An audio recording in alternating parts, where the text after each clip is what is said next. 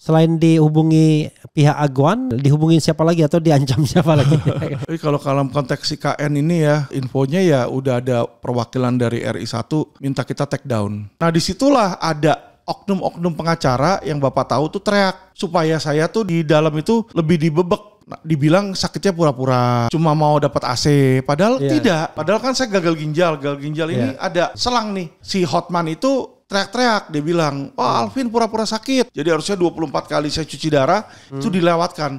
Jadi muka saya sudah hijau di situ, muntah-muntah terus di situ, badan lemes terus. Istri, anak ngomong sama saya udah nggak bisa ini. Nggak bisa nangkep. Udah kayak orang bego gitu. Jadi mereka tuh sengaja biarin supaya saya mati di dalam.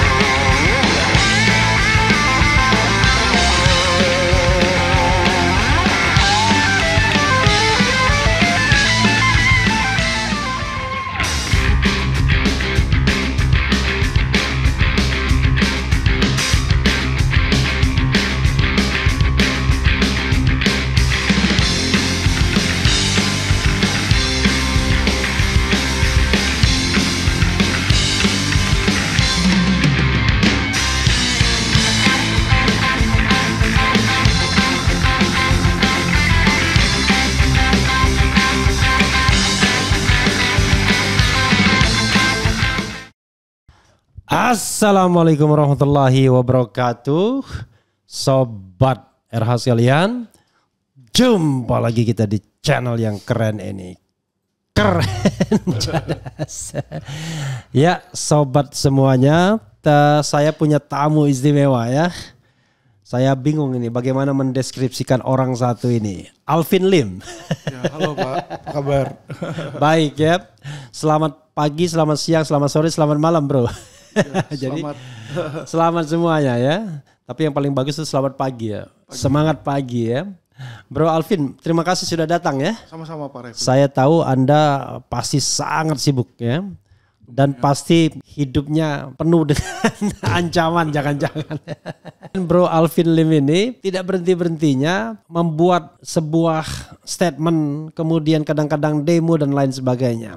Nah saya ingin tahu lebih dalam. Kita sudah pernah interview di sini ya. Betul. Tapi pada waktu itu saya kan tidak nanya pribadi sesungguhnya ya. Iya, belum. Ya, nah, jadi tapi saya ingin memulai. Kemarin ya, ini RH Channel juga memuatnya bro Alvin ya. Iya. Kong kali Kong, ini judul kami ya. Anggota One Team Press dilaporkan ke KPK. Ada kucuran 20T ke IKN. Betul. Saya ingin memulai dari isu yang hot itu. Mungkin bisa Anda jelaskan. Itu dari mana Anda dapat info tersebut lalu langsung mengadukan ke KPK, bagaimana ujungnya, bagaimana konsekuensinya dan lain sebagainya. Silakan. Jadi asal muasal saya nyentuh Sinarmas itu dari saya punya klien ya. Bernama Freddy Wijaya. Oke. Pak Freddy ini anak dari yang punya Sinarmas Pak, Eka Cipta Wijaya. Oke. Jadi Eka Cipta ini punya 5 istri dan 28 anak. Nah yang megang ini sekarang dari istri pertama. Oke. Anak-anak dari istri pertama. Nah ini anak istri kelima ini nggak dapat warisan lah istilahnya lah. Nah jadi dia ambil data-data ini semua karena dia orang dalam Pak. Dia orang dalam, dia punya data-data Sinarmas. Data Sinarmas itu diberikan ke saya. Nah yang kami udah laporkan ke Mabes, urusan pertama itu adalah urusan akte lahir palsu, pemalsuan dari ketiga anak Sinarmas itu. Ya udah kita laporin dan ini sudah berjalan di Mabes Polri. Nah dari situ sama anaknya dibongkar lagi kasus perihal data-data lain yaitu TPPU. Sorry, kita pastikan dulu sebentar ya. Eka Cipta punya berapa istri? 5 istri. Dari 5 istri itu punya berapa anak? 28 anak. 28 anak. Freddy Wijaya anak dari istri? Kelima. Oke. Soal yang terkait dengan pengaduan korupsi di IKN oleh anggota One Team Press itu duduk perkaranya gimana bro? Jadi bermula saya punya klien yang bernama Freddy Wijaya. Nah, Freddy Wijaya ini adalah salah satu dari anak pendiri Sinarmas. Pendirinya kan Eka Cipta Wijaya tuh. Sudah meninggal sekarang? Sudah meninggal. Ya. Nah, almarhum ini punya 5 istri dan 28 anak. Oke. Nah, yang menjalankan Freddy Wijaya anak yang istri kelima. Oh, istri kelima. Oke. Ya. Oke. Anak istri kelima. Nah, yang menjalankan ini adalah anak dari istri pertama. Menjalankan bisnisnya sekarang. Menjalankan bisnis. Oke. Namun ketika sang almarhum meninggal, Freddy merasa warisannya tidak dibagi dengan fair. Oke. Jadi Freddy hanya mendapat 1 miliar, sedangkan kakak-kakaknya mewarisi 1000-an triliun. 1 miliar cuma? 1 miliar aja. Ya oke, terus. Jadi kan dia merasa sangat, kalau berdasarkan hukum positif kan harusnya 1/3 kalau anak yang tidak sah kan. Iya, iya. Nah ini dari 1000 triliun dapat cuma 1 miliar, jadi dia merasa dijolimi. Jadi, sorry maaf, kok anak tidak sah? Kan anak istri kelima.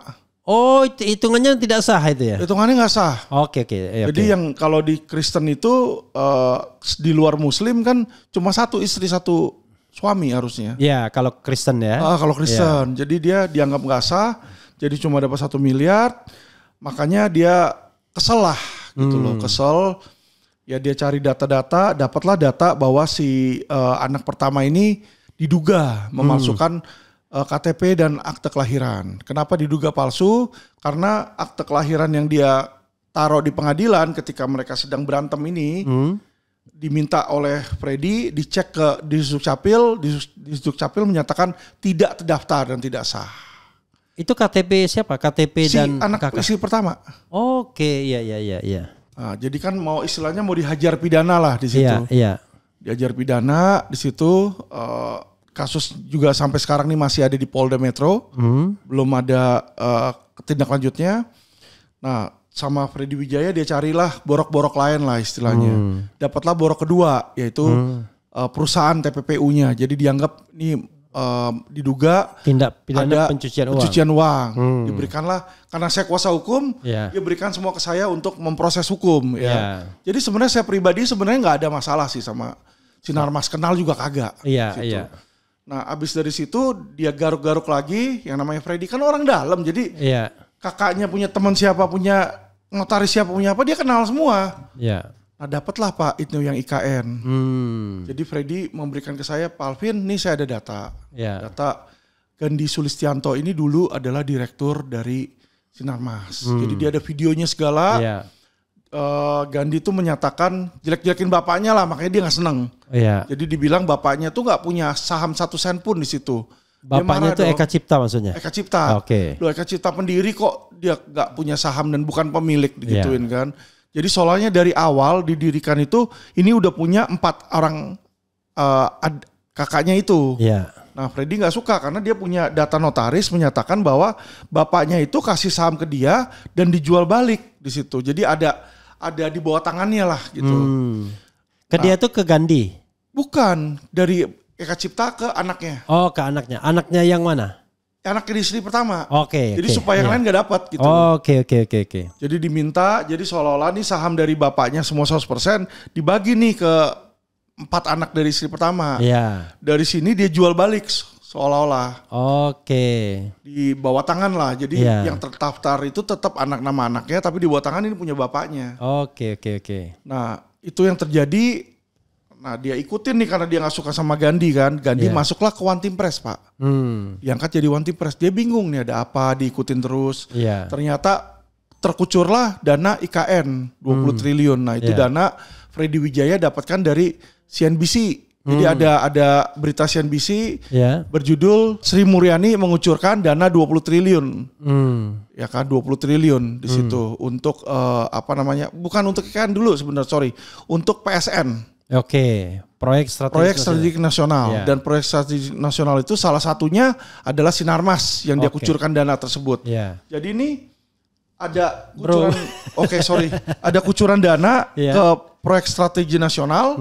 Dari proyek strategi nasional nih diduga terkucur ke IKN karena ada berita lagi bahwa konsorsium 9 naga itu masukin 20 triliun ke IKN, jumlah yang sama gitu loh. Gini Pak, yang namanya PSN ini supaya orang-orang ketahui ya, proyek strategik nasional.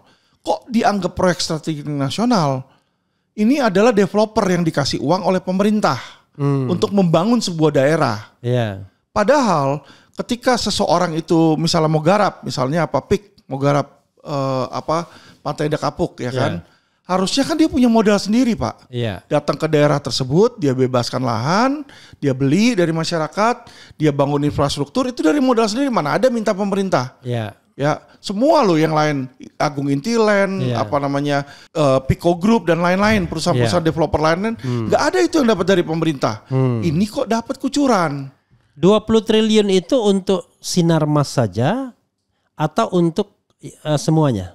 Jadi 20 triliun ini ada 2 angka, ada yang ke PSN atau ada yang ke IKN, yang mana yang Bapak maksud? Oke. Jadi 20 triliun dari pemerintah ke PSN ada. Terus ada 20 triliun lagi yang ke IKN.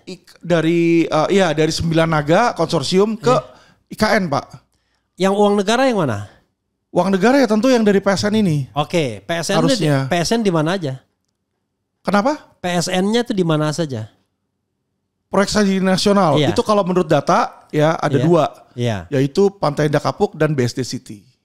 Tapi yang Pantai Indah Kapuk sudah dikonfirmasi oleh dari pihak Asuk Aguan, kontak saya, Pak Alvin itu tidak ada begini-begini. Kita ketemu kan waktu itu dikasih data-datanya. Jadi kita klarifikasi bahwa kalau yang PIK itu dia cari sendiri. Di situ. Jadi diduga yang satunya. Iya, karena berita koran seperti itu.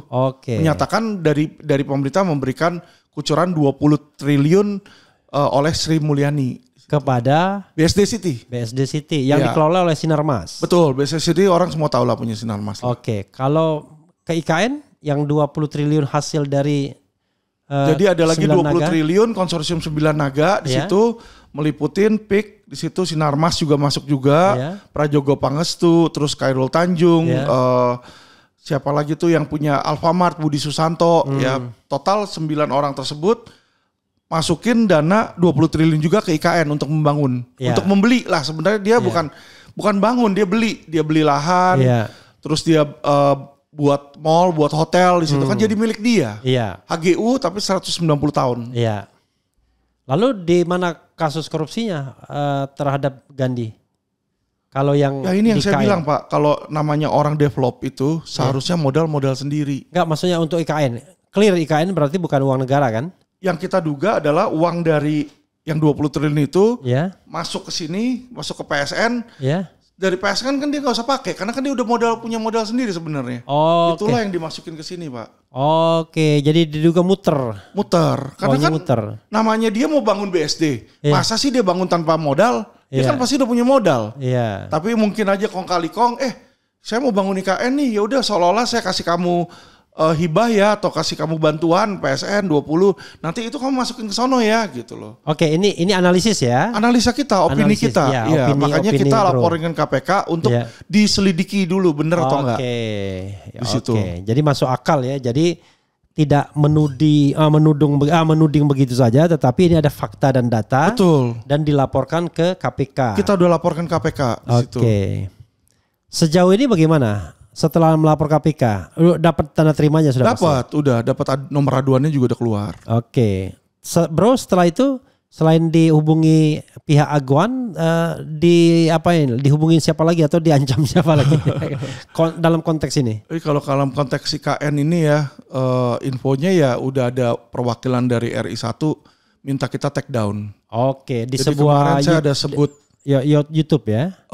YouTube kita yang di Quotient sama YouTube Samuel Chris. Ada beberapa YouTube lah.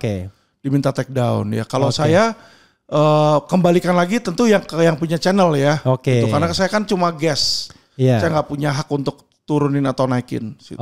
Itu terserah mereka mau naikin atau turunin. Jadi Sobat Era sekalian, kalau di RH Channel ya, kalau Anda berkeberatan terhadap fakta dan data yang disampaikan pihak yang kita interview, maka silakan Anda datang untuk menyampaikan data tandingannya. Jadi kita memaknainya mendengarkan kedua belah pihak itu ya adalah memberikan kesempatan. Jadi bukan satu disuruh take down. Kalau memang dianggap tidak benar, silahkan. Tapi kalau benar gimana? Artinya kan KPK punya tanggung jawab kan ya. Betul. Bagian ini apa lagi yang ingin Anda sampaikan? Jadi ya kalau kita lihat yang namanya udah tingkat tinggi itu kolusi antara pengusaha sama pemerintah itu ya memang sudah tidak bisa dihindarkan lah sebenarnya. Kita tahu lah, cuma pembuktiannya susah. Nanti kalau udah turun pangkat kayak kemarin Hambalang baru kan terbukti di situ. Kalau masih sekarang ini masih berkuasa ya sangat sulit lah. Sangat sulit ya. Iya. Gak usah jauh-jauh, itu yang pemalsuan akte kelahiran aja sudah jelas terbukti akte lahir dapat dari Disdukcapil bilang tidak terdaftar, tidak tercatat, tidak sah. Iya. Itu aja masih sama ahlinya Mabes dibilang nggak apa-apa kalau dia udah pakai dari kecil, kan lucu. Jadi karena dia pakai terus, dibilang jadi sudah jadi sah. Yang palsu itu jadi sah. Saya bingung itu. Itu sama analoginya kemana itu? Analoginya kayak ijazah ya. Kalau ijazah palsu tapi karena sudah dipakai untuk walkot, dipakai untuk gubernur, untuk pakai nyapres itu jadi sah. Jadi ya? Sah itu. Jadi saya bingung itu. Karena logikanya orang mengatakan loh, kalau memang ijazahnya palsu, gimana kok bisa nyalon loh? Itu kan karena tidak diverifikasi secara baik. Betul. Oke, it doesn't mean bahwa segala sesuatu jadi sah karena waktu ya nggak ada. Jadi bagian awal ini dapat saya bukan simpulkan ya, pembulatannya adalah bahwa dugaannya adalah ada kucuran dana 20 triliun dari negara ke konsorsium ya kan? Iya. Untuk pembangunan PSN yaitu proyek strategis nasional di satu tempat ya. Anda menyebutkan 2 tetapi kemudian diklarifikasi PIK-nya nggak ada. Betul. Tapi di BSD City. Iya. Nah, tetapi Anda mengatakan bahwa uang itu memutar ke IKN. Ya kita duga memutar. Begitu, ya kan memutar ke dia IKN. Dia pegang, dia mau taruh kemana kan boleh. Mutar ke KN untuk sana. Jadi seperti apa ya? Nggak ngerti saya apa namanya. Yang jelas kekong kali kongnya di sana. Dugaannya begitu ya. Dugaannya di situ. Oke, karena itu Anda laporkan dan karena Anda melihat fakta dan data serta plus analisis maka ya silakan KPK untuk menindaklanjutinya. Betul, dan Freddy ada nama-nama perusahaan cangkangnya dia Pak. Jadi perusahaan cangkangnya itu nanti BSD-nya ketika untung masuk kemana tuh ada shell company-nya. Jadi sehingga mereka nggak bayar pajak di Indo. Nah ini yang sudah dilaporkan sama Pak Freddy Wijaya di Mabes Polri juga. Jadi penggelapan pajaknya, jadi supaya untungnya itu nggak dinikmatin di Indonesia, tapi dibawa keluar gitu. Jadi ada perusahaan cangkang di luar. Ada perusahaan cangkangnya di luar. Diduga di mana? Di Cayman Island. Selalu Cayman Island ya. Jadi nanti kalau ada keuntungan masuk ke sana perusahaan cangkangnya, bukan ke Sinarmasnya begitu? Bukan ke Sinarmas di Indonesianya. Jadi di Indonesia kan Sinarmas di Indonesia. Nah itu pemilik Sinarmas itu adalah perusahaan asingnya itu. Jadi ada perusahaan cangkang ya. Iya, yang dan di celakanya itu. Yang metode perusahaan cangkang ini juga penguasa kita juga. kan ada bocoran-bocoran itu kan. Siapa aja punya perusahaan cangkang. Betul, yang di luar. Luar biasa ya. Bro, itu satu hal ya yang ingin kita selesaikan. Ada yang lainnya lagi nggak? Ya kalau soal itu kita nunggu data lagi dari Pak Freddy ya, karena Pak Freddy ini kan dia orang dalam, dia anak Sinarmas juga, jadi dia yang punya data sih. Kebetulan ya karena dia ada perselisihan ya dia bongkar di situ. Kalau nggak akan sangat sulit bagi kita untuk mengetahui sebenarnya. Anda nggak diancam setelah ini? Oh ya ada, udah sering banget Pak. Soal yang begini, yang ini soal Sinarmas ini. Lah iya udah. Sudah berapa kali Pak. Ya kalau intinya nggak mau take down nanti diproses hukum lah, ono lah, inilah. Iya. Banyak dari WA ada juga, dari telepon juga ada di situ ya. Jadi memang kalau kita menghadapi level atas ya sulit Pak. Karena Sinarmas ini orang-orang tahu lah.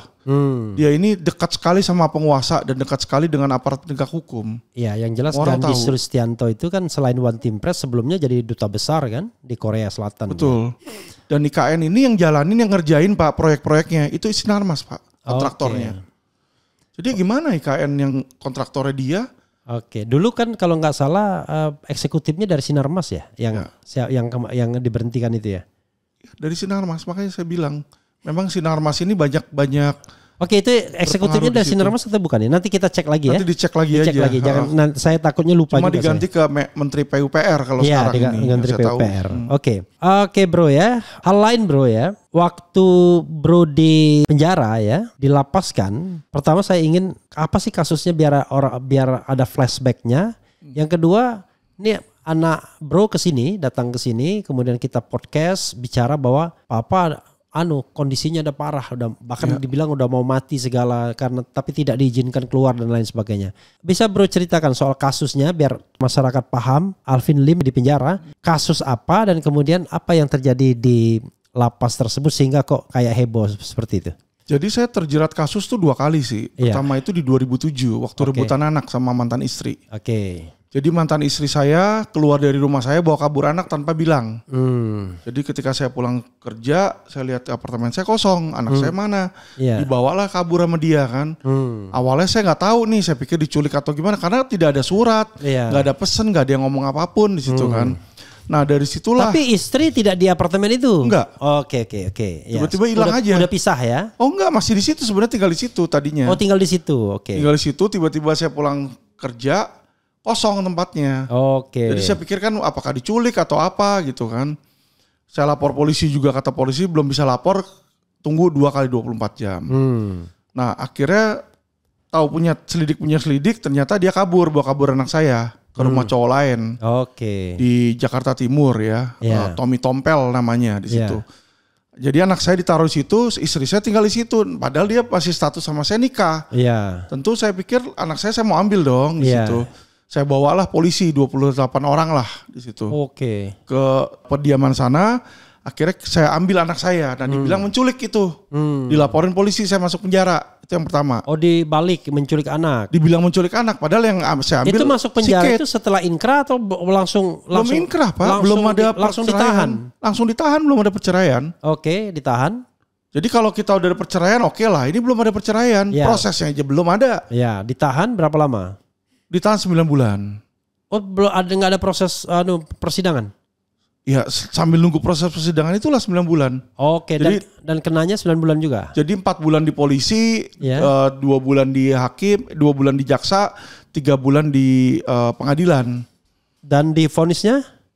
Divonis bersalah, katanya mengambil pencurian, mengambil anak. Anak itu sebagian milik istri katanya. Kan ngawur. Harusnya kan kalau 328 penculikan kan 328. Ini pencurian kan 362. Pencurian harusnya barang, nggak bisa manusia. Masa mencuri bayi? Kan nggak ada mencuri bayi. Akhirnya saya banding. Ketika banding saya menang, keluar langsung. Di PN kena 2 tahun. Oh, pihak lawan nggak melakukan kasasi? Nggak. Inkrah ya? Inkrah. Jadi statusnya bukan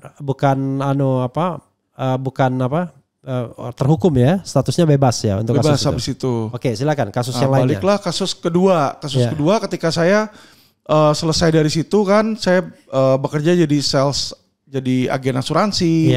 Terus lama-lama saya lihat ini kok banyak asuransi ditolak. Jadilah saya ambil spesialis untuk menangani. Klaim asuransi ditolak. Iya, klaim asuransi yang ditolak. Jadi saya bikinlah sebuah badan usaha di mana menangani klaim asuransi yang ditolak, Pak. Jadi ratusan orang yang klaimnya ditolak pada ke saya. Pak, saya kemarin sakit nggak dibayar, kasih ke saya. Nanti kalau misalnya klaim itu cair, bagi hasil. Saya dapat 20%, dia dapat sisanya, gitu kan.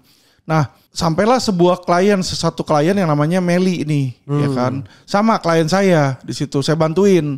Klaimnya cair, Pak. Nah, asuransi bilang KTP dia palsu. Waktu bikin pertama KTP-nya palsu di situ. Nah, karena saya dapat 20% dapat bagian, dibilanglah saya bagian dari sindikat. Memalsukan KTP. Padahal klien saya itu yang palsu itu 1, yang lain sudah ratusan. Biasa-biasanya kan kita nggak tahu namanya orang datang. Dia mau asli atau palsu masa kita tahu. Gitu loh. Nah, tapi dibilang belakangannya memang KTP-nya palsu. Palsu itu palsu di data. Gak terdaftar di Disdukcapil. Dan ada KTP-nya bentuk fisiknya ada, tapi gak terdaftar. Kan saya mana mungkin setiap kali orang datang minta tolong terus saya cek dulu ke Disdukcapil, kan nggak mungkin. Tetapi memang dia yang berhak atas klaim tersebut atau apa? Dia yang berhak atas klaim tersebut. Cuma kan KTP-nya aja palsu. Itu kan secara substantif sebenarnya dia berhak. Tapi KTP-nya palsu. Betul. Lalu dihukum. Lalu saya dibilang ikut serta, ditangkap dulu dia nih. Dia udah ngikutin perjalanan kasus nih. Klaimnya berapa waktu itu? 6 juta perak. 6 juta perak. Saya bilang sama polisi, Pak, ini 6 juta perak apa nggak salah?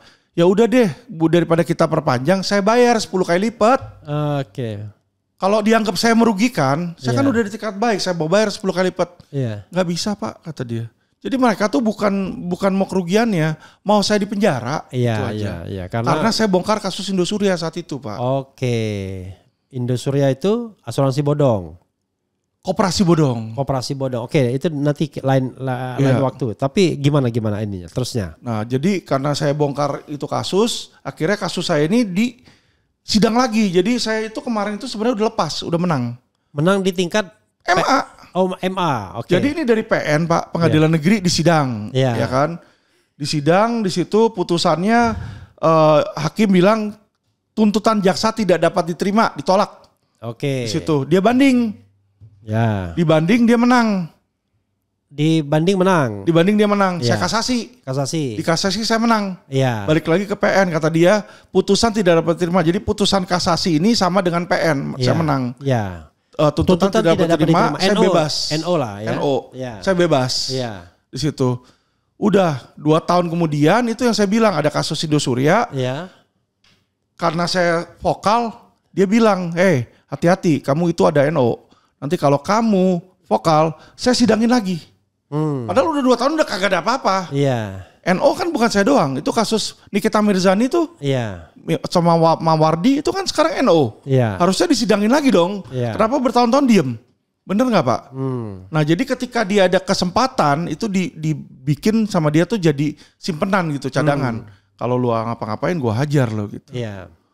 Nah ya udah dia jalanin lagi, sidang lagi di PN. Saya dituntut maksimal 6 tahun. Kan sadis. 6 tahun untuk pemalsuan dokumen. Pemalsuan dokumen. Padahal pelaku utamanya si Meli itu tuntutannya cuma 2,5 tahun. Oke. Ini kan aneh. Iya. Pelaku utama 2,5 tahun, saya ikut serta katanya saya sebagai lawyer ngajuin klaim disetujuin, saya kena 6 tahun. Dan itu pun tidak tahu ya. Dan itu pun saya udah bilang hakim, saya bayar 10 kali lipat, kagak mau. Karena klaimnya 6 juta, saya percaya Anda pasti nggak ngerti. Kalau klaimnya 6 miliar, nah barangkali ada kong-kali 6 miliar, 6 triliun masih oke lah. Iya. 6 juta Pak, kita 6 juta perak, mohon maaf ya. Iya. Gaji pembantu saya, OB saya, supir saya gajinya di atas itu Pak. Iya. Iya toh, masa saya mau nyolong cuma 6 juta perak? Iya. Di situ enggak lah gitu loh, bukan level lah istilahnya kayak Pak Refli dituduh mencuri mengambil permen anak kecil 100 perak. Kan aneh Pak. Kayak begituan kok disidangin yang kayak begituan udah Pak Refli udah beliin lagi nih 100 biji sana. Kan gitu Pak. Iya. Kalau kita mau restoratif justice ya kan? Nggak make sense saja kalau apapun itu, kalau itu dibilang kejahatan, kesengajaan, ngambil 6 juta, orangnya bilang saya minta 6 juta dari Alvin Lim, saya kasih langsung. Iya. Kan bukan kejahatan, selesai. Iya. Perkara. Oke, kena vonis berapa tahun? Kena vonis di situ 4,5 tahun. 4,5 tahun. Iya, tuntutan 6 maksimal kan, 4,5 tahun. Lalu banding. Udah dikunci sama mereka, tetap 4,5 tahun. Kasasi udah dikunci juga. 4,5 tahun juga. 4,5 tahun juga di situ. Lalu ditolak-tolak semua. Eksekusi kan. Berapa lama dari PN ke kasasi itu? PN ke kasasi hampir 8 bulanan lah, 9 bulan lah. Cepat sekali ya? Iya. Prosesnya langsung 9 bulan inkrah. Karena kan viral terus. Jebret-jebret anak saya teriak-teriak terus. Kalau nggak teriak juga nggak diiniin. Nah selesai dari situ kita lihat, wah ini udah nggak bisa ini ya. Jadi kita lihat titik lengah. Saat itu anak saya kita ajuin ke PK. Iya PK. Abis itu anak saya demo tuh di kejaksaan sama di MA. Iya. Anak saya udah bilang viral ini, itu. Iya dia fight di situ kan. Akhirnya PK kita dikabul Pak. Oh dikabul? Kabul langsung lepas. Harusnya tuh masih 2 tahun lagi. Oke, PK harusnya masih 2 tahun lagi. Jadi bro tidak bersalah posisinya lagi? Oh enggak, dianggap bersalah tapi sesuai dengan masa tahanan. Oke. Dimasukin sesuai masa tahanan. Jadi PK itu kan setelah saya ngajuin PK 1 bulan kan keluar tuh suratnya. Iya. Jadi pas keluar suratnya saya udah langsung bebas. Oh jadi PK itu mengurangi masa hukuman? Iya disesuaikan dengan masa tahanan. Karena kemarin itu masa tahanan sudah 2,5 tahun? Udah 2 tahun, diturun jadi 2 tahun Pak. Oke, dari 4,5 tahun jadi 2 tahun ya? Iya karena yang waktu pertama sebelumnya saya udah ditahan 9 bulan lebih. Oke. Yang kedua saya ditahan lagi 1 tahun 1 bulan. Oh gitu. Yang itu dihitung yang dulu ya? Dihitung, ditambah Iya. situ. Oh makanya bro tiba-tiba lepas ya? Iya, tiba-tiba lepas karena mereka bilang kalau dia bikin saya onslah saat itu, mereka diperiksa lagi repot kata dia. Udahlah sesuai lah karena kamu udah jalanin. Iya. Jadi onslah itu lepas dari tuntutan ya? Iya. Oke. Kayak KM50 tuh onslah. Oke, bro. Tapi ada cerita drama-dramanya juga. Ini mohon maaf ya kalau istilah saya nggak tepat. Bahwa selama proses di lapas itu, bro hampir mati katanya bahkan. Iya, jadi saya sakit kan. Iya. Saya sakit. Karena saya sakit tapi kan kasus-kasus yang ditanganin sama law firm saya masih banyak Pak. Iya. Mereka berpikir dengan memenjarakan saya. Kasus yang saya tangani itu redup semua. Harapan mereka. Iya. Tapi itu tidak yang terjadi tidak seperti itu. Walaupun saya di penjara, kasus-kasusnya proses terus, jalan terus, kita nge-fight terus di situ. Nah disitulah ada oknum-oknum pengacara yang Bapak tahu tuh teriak supaya saya tuh di dalam itu lebih dibebek gitu loh. Oke. Nah, dibilang sakitnya pura-pura di situ. Cuma mau dapat AC, padahal tidak. Padahal kan saya gagal ginjal ini ada apa selang nih. Iya. Jadi ini dioperasi dimasukin kabel jantung Pak. Karena dia kan nggak bisa pembuluh darah kecil, harus pembuluh darah besar nih. Iya. Nah ini nggak boleh kena keringat. Oke. Nggak boleh kena keringat, jadi saya nggak boleh kecapean, nggak boleh udara panas. Sedangkan di lapas saat itu, yang namanya lapas kan mana ada AC kalau di dalam ya. Iya. Jadi dokter mengeluarkan surat, bilang saya harus di tempat yang sejuk. Iya. Di situ. Akhirnya sama si lapas dikirimlah saya ke rumah sakit Pengayoman Pak. Oke. Dikasih AC di situ karena kan memang saya nggak boleh keringetan. Iya. Ya kan. Dikasih AC. Nah si Hotman itu teriak-teriak. Dia bilang, Alvin pura-pura sakit. Dia bilang gitu. Akhirnya sama Kak Kanwil datang ke situ. Dia lihat tuh kok ada AC gini-gini. Tapi kan kita ada surat. Iya. Memang medis gitu loh, alasan medis. Iya. Akhirnya dipindahlah lagi saya ke rutan. Oke. Di rutan tetap saya dikasih AC di klinik di situ. Ya kan. Jadi kata dia ya udah nggak apa-apa dia ada AC. Tapi minimal jangan di rumah sakit. Balikin ke rutan. Gitu. Rutan di? Rutan Cipinang. Cipinang, oke. Sorry, Lapas Cipinang. Lapas. Iya. Oke, Lapas. Oke. Iya. Jadi kalau yang bagi nggak ngerti, rutan itu rumah tahanan, lapas itu lembaga pemasyarakatan. Kalau sudah inkra, Lapas. Lapas. Kalau rutan itu masih dalam proses. Betul. Proses persidangan, belum inkra ya, oke. Betul. Jadi saya baliklah ke sana gitu. Balik di sana pun terus dicecerin terus juga sama si Hotman. Dibilang bawa laptop lah, bawa handphone lah. Saya punya kamar tuh seminggu bisa 2 kali disidak Pak. Saya bilang mau bawa laptop mau bawa ini gimana orang saya sakit. Jadi gak percaya. Jadi saya cuci darah dia gak percaya. Dia bilang selama saya di penjara saya lebih banyak di rumah sakit daripada di penjara. Memang benar. Karena seminggu waktu itu Pak. Seminggu saya 3 hari itu cuci darah. Jadi udah pasti ini 3 hari saya ke rumah sakit.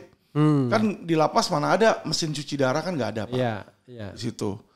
3 hari. Belum cek dokternya. Seminggu tuh bisa sekali 2 kali. Jadi kalau sekali aja ini udah 4 hari dalam 7 hari saya ke rumah sakit. Ya bener lebih banyak di rumah sakit. Makanya disitulah dokter menyarankan saya ditahan di rumah sakit aja. Karena memang sakitnya membutuhkan perawatan konstan Pak. Tapi ada keberatan dari Hotman yang sebenarnya nggak ada legal standing sama sekali. Oke, dan akhirnya memang Anda lebih banyak di rumah sakit ya? Betul. Oke, jadi selama 9 bulan ditambah 1 tahun 3 bulan ya? Iya. 1 tahun 3 bulan itu berapa banyak di rumah sakit selama 1 tahun 3 bulan itu? Ya kurang lebih 60% 70%-nya saya di rumah sakit. Tapi di rumah sakit, oke. Ini loh masalahnya untuk datang ke sono awalnya Pak itu susahnya setengah mati dan saya hampir mati di situ. Oke. Jadi ini yang kenapa anak saya teriak-teriak, ya kan? Jadi ketika saya terdeteksi bahwa ginjal saya gagal, itu harusnya detik itu juga dibawa ke rumah sakit untuk cuci darah. Anda gagal ginjalnya waktu di lapas? Di lapas. Oke. Jadi 4 bulan setelah di lapas masuk tahanan, 4 bulan kemudian saya didiagnosa gagal ginjal nih 4 bulan. Nah ketika didiagnosa itu harusnya kan saya cuci darah langsung. Ya. Ini enggak, saya sempat ditahan-tahan 2 bulan. Oke, itu sorry Mam, dari waktunya kapan? Dari kapan ke kapan itu? Waktu Anda ditahan di lapas itu? Tahan Oktober. Oktober? Februari saya udah kena ginjal. Oktober tahun? tahun 2023. Oktober 2022. Oktober 2022. Ya. Kemudian Februari 2023 kena ginjal. Iya, kena ginjal. Dilepaskan kapan? Lepasnya Desember 2023. Oke. Ya. Oke. Jadi ketika saya sakit Februari tersebut, saya minta izin. Nggak pernah dikasih sama lapas. Kata lapas tunggu MA. MA kita suratin nggak pernah ngasih jawaban. Jadi saya tuh tiap hari nahanin sakit Pak. Yang namanya racun itu harusnya dicuci darah. Orang cuci darah seminggu 3 kali.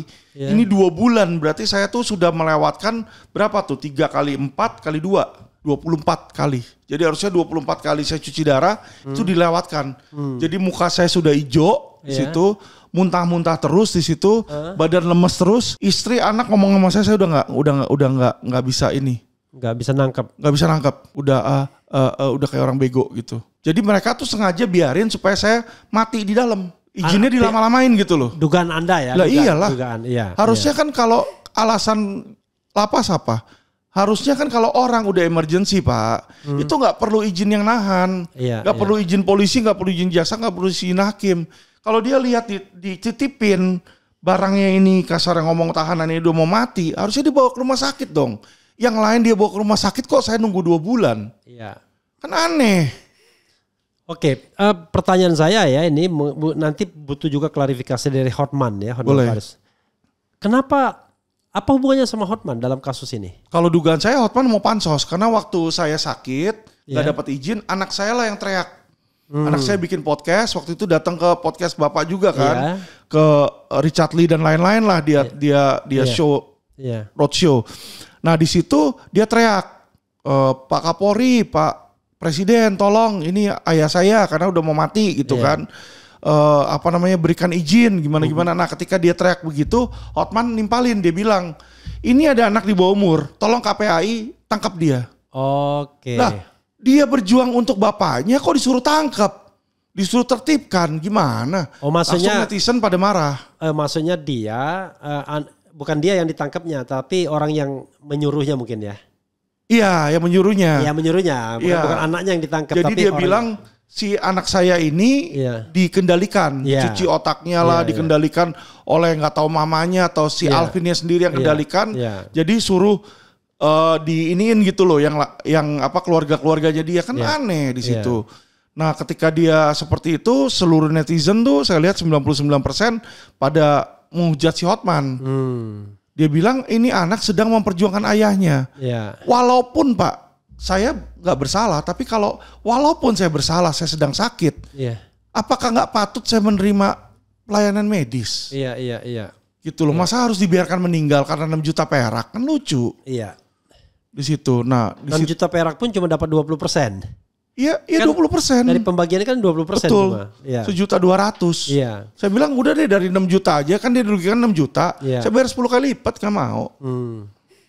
Oke, tapi bro tidak ada masalah pribadi sama Hotman ya? Gak ada. Sebelum dan setelahnya gak ada. Gak ada, oke. Jadi clear ya? Saya dari awal respect sama beliau kok. Cuma ya gitu aja. Akhir-akhirnya kan setelah saya keluar, dia ngeledek, saya ngeledekin balik. Tapi akhir-akhir ini dia udah gak ini lagi. Iya, saya lihat bro sering ngeledek-ledekan tuh sama Hotman di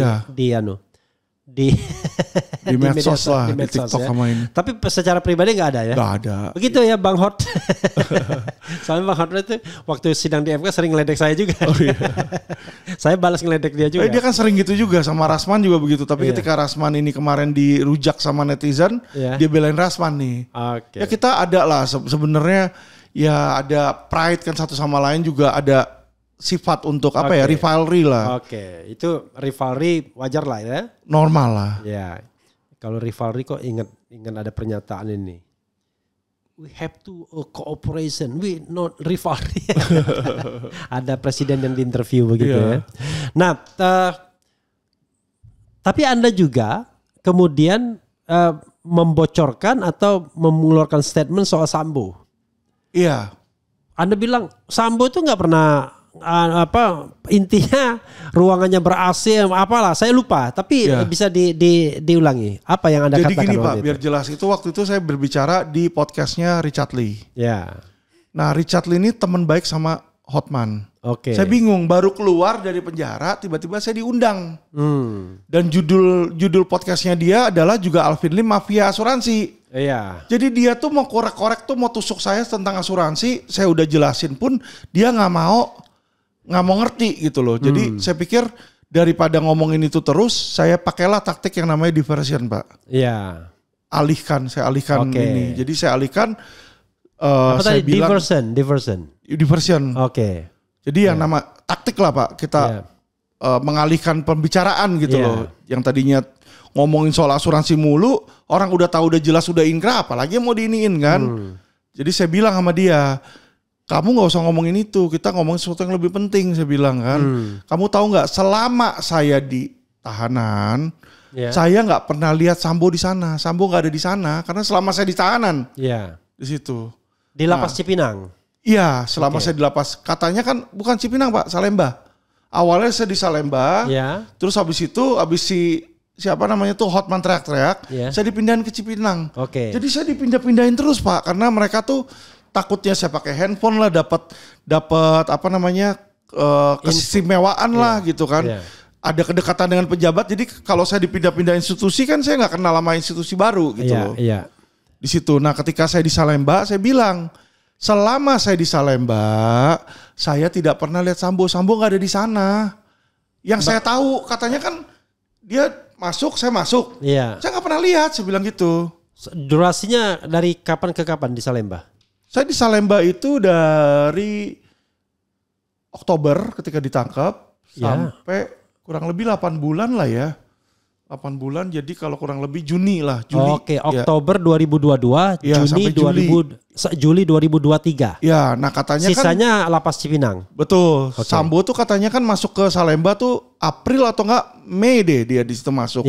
Saya bilang, loh, saya di sana saya nggak pernah lihat. Saya bilang, katanya di Mapenaling, apalagi di Mapenaling. Saya bilang kalau di Mapenaling itu sasaran, ngomong sorry ya Pak, jadi sasaran yang level yang di atasnya lah. Karena mereka nggak pernah dibuka, tahanannya dikurung terus. Jadi kita tuh cuma jalan-jalan kita bisa lihat, oh ada si Anu.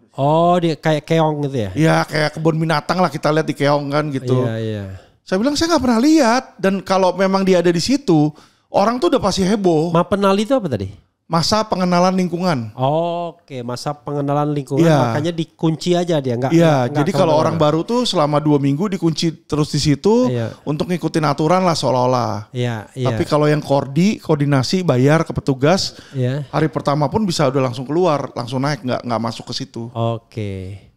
Dan Anda selama 8 bulan tuh nggak pernah lihat Sambo? Nggak pernah lihat dia. Jadi saya bilang, kamu tahu nggak Sambo tuh nggak pernah ada di lapas Salemba. Yang saya lihat. Artinya gini, yang paling objektif adalah bro tidak pernah lihat Sambo di lapas Salemba selama 8 bulan di sana. Betul. Gitu. Nah, kata si Menteri Hukum dan HAM, si Alvin bohong. Waktu Sambo datang, Alvin lagi di rumah sakit. Nanti waktu Alvin balik dari rumah sakit, dianya udah keluar. Gitu terus lah. Saya mah cuma iya terserah kamu dah. Intinya adalah memang semua warga lapas itu secara saya belum pernah ke sana. Itu bisa saling melihat ya? Ya bisa Pak. Jadi pasti melihat. Ada jam keong, ada jam dibuka. Jadi kan kita nggak setiap hari 24 jam ditutup. Jadi nanti jam 5 pagi, jam 6 pagi itu udah dibuka. Orang yang mau sholat di situ kan. Yang mau lari. Nanti malam nih jam 8 ditutup lagi, dikunci lagi. Nah selama tadi dibuka itu bebas, kita mau ke lapangan, mau ke kantin, ya kan. Intinya nggak pernah ketemu orang, nggak pernah ketemu dan nggak pernah dengar. Kalau datang ke situ kan pasti heboh. Nggak ada gosip-gosip di situ gitu kayak ngomong. Gosip-gosipnya dia datang, abis itu langsung pergi waktu saya di situ. Jadi sore dia datang, foto doang, masukin ke dalam sistem, abis itu keluar lagi. Tiap hari, tiap 2 minggu, tiap 1 minggu. Bukan keluar lagi, nggak ditahan di situ, nggak tahu kemana. Sekali aja datang. Masuk ke dalam sistem. Jadi itu soal di sistem dia ada. Menurut Anda, dugaan Anda atau Anda tahu sendiri deh? Saya tahu karena kan kalau dia di situ misalnya hari itu dia masuk kan ketemu saya. Iya.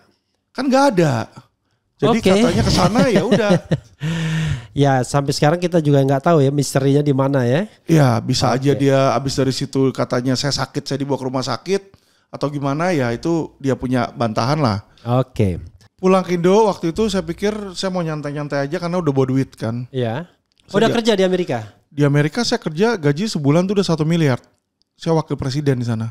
Is it? Wakil presiden bank Wells Fargo mau Bank of America. Keren sekali.